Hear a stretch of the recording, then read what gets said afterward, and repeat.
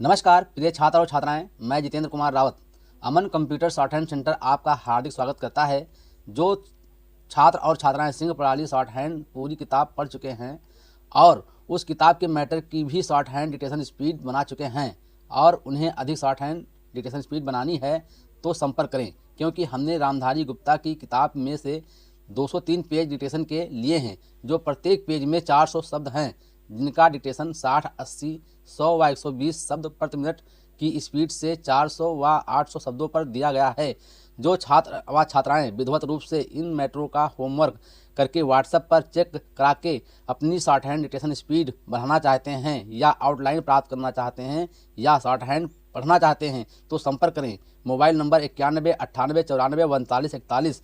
दूसरा है 700 790 52 75। अतः संपूर्ण पढ़ाई व्हाट्सएप पर वीडियो के माध्यम से कराया जाएगा। धन्यवाद।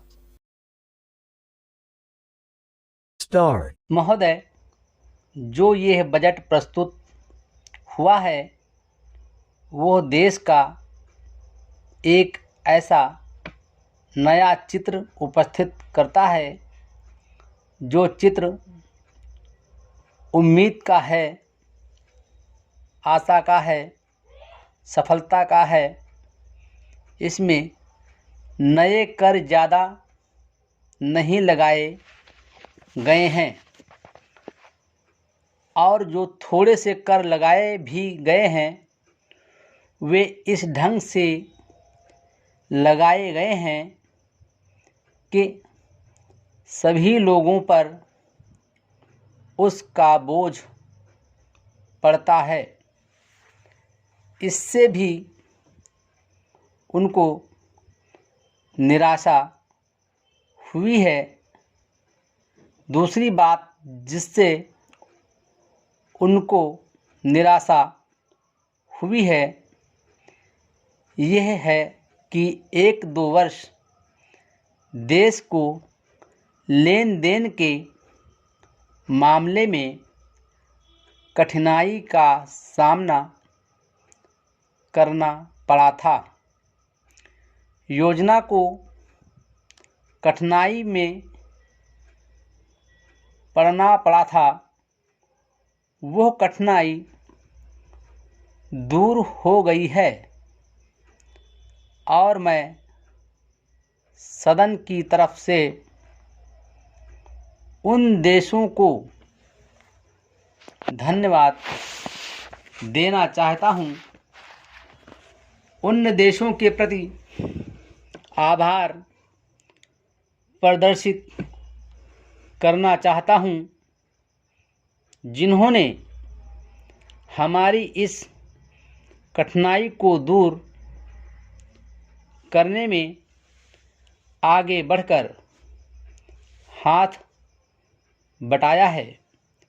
मेरे मित्रों को इससे निराशा हुई है कि विदेशी सहायता बहुत ज़्यादा और तेज़ी से पहुंच रही है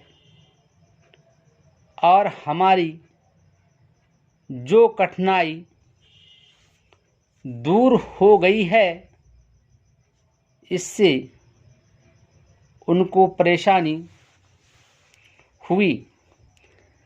कम्युनिस्ट इसलिए भी परेशान है कि पिछले 1-2 वर्षों में देश की पैदावार बहुमुखी ढंग से बढ़ी है।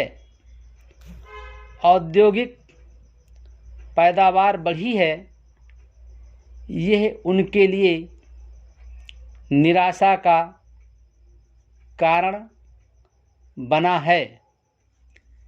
इनकी निराशा इसलिए भी बढ़ी है कि उनका मालिक, उनका मित्र हमारे देश की सीमा पर जब फौज लेकर खड़ा है और जब देश पर खतरा है तो क्यों देश की आर्थिक हालत, क्यों देश की वित्तीय हालत तथा दूसरी हालत इतनी अच्छी हुई है और क्यों इतनी अच्छी छवि उभरी है, लेकिन उनकी निराशा हमारी सबसे बड़ी आशा है। उनकी असफलता हमारी सबसे बड़ी सफलता है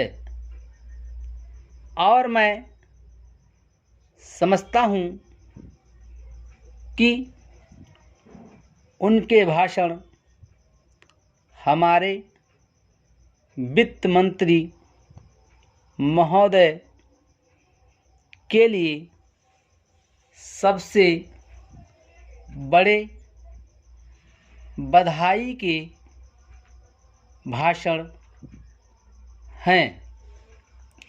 2-3 और चीज़ों की ओर मैं आपका ध्यान दिलाना चाहता हूँ। उनकी ओर दूसरे माननीय सदस्यों ने भी आपका ध्यान दिलाया है। हमारी सरकार का ध्यान भी उस ओर गया है, लेकिन मैं समझता हूँ कि उन पर और अधिक ध्यान देने की आवश्यकता है। पहली बात तो ये है कि जब चीज़ों की पैदावार बढ़ रही है, जब देश उन्नति की तरफ जा रहा है, तब भी देश में कीमतें बढ़ रही हैं। महोदय, यह मानना कि उनको रोका नहीं जा सकता गलत है। इस महंगाई को रोकने के लिए कुछ विशेष कदम उठाने होंगे, कुछ विशेष काम करने होंगे।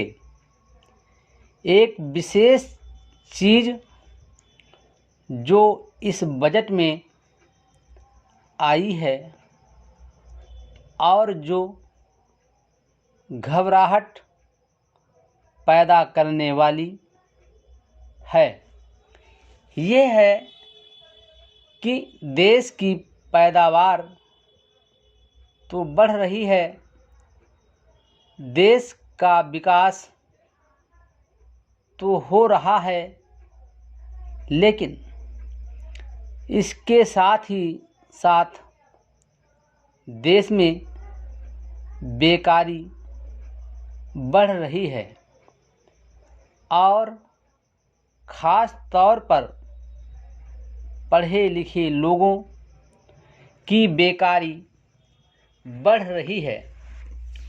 लोगों का बेकार होना खतरनाक चीज़ है। हमारी स्वतंत्रता के बाद शायद यह पहला अवसर है जब हमारी स्वतंत्रता के ऊपर एक आघात हुआ है और हम जिस प्रकार अपनी स्वतंत्रता की प्राप्ति के समय अपना वर्चस्व बलिदान करने के लिए तैयार थे। उसी प्रकार इस समय भी हमें तैयार होना होगा। माननीय प्रधानमंत्री जी के मत से मैं सर्वदा सहमत हूँ कि यह एक ऐसा अवसर है जिस अवसर पर कि इस देश की प्रतिनिधि संस्था जो यह लोकसभा है उसे इस संबंध में अपनी स्पष्ट राय देनी है और उस राय को देने के बाद हमें उस राय के अनुसार सरकार जो भी कार्रवाई करे उसमें सरकार को पूरा सहयोग भी देना है। प्रजातंत्र में प्रजा के पूर्ण सहयोग के बिना काम नहीं चल सकता। चाहे वो कोई काम हो, छोटा काम हो या बड़ा काम हो, फिर यह तो हमारी स्वतंत्रता की रक्षा का प्रश्न है और ऐसे अवसर पर प्रजातंत्रवादी राष्ट्र को उसकी सारी प्रजा को सरकार के साथ सहयोग के लिए तैयार रहना चाहिए। मैंने ये बात कई बार कही है और मैं फिर इसे दोहराना चाहता हूँ कि अनेक ऐसी बातें हैं जिनमें कि भिन्न भिन्न राजनीतिक दलों के होते हुए भी सब राजनीतिक दल मिलजुल कर काम कर सकते हैं। यह एक ठीक इसी प्रकार का अवसर है। मैं अपने प्रधानमंत्री जी की वैदेशिक नीति का बड़ा भारी समर्थक रहा हूँ और कल इस सदन में इस संबंध में जो बहस हुई उससे भी ये पूरा परिणाम निकाला जा सकता है कि जहाँ तक हमारी वैदेशिक नीति के सिद्धांतों का संबंध है, वहाँ तक इस सदन का कोई दल, इस सदन का कोई भी सदस्य उन सिद्धांतों के विरुद्ध नहीं है। कल मैंने बड़े ध्यान से अपने साम्यवादी दल के नेता का भाषण सुना। उन्होंने यह कहा कि मूल प्रश्न हमारी मूल नीति के समर्थन का है। Full stop.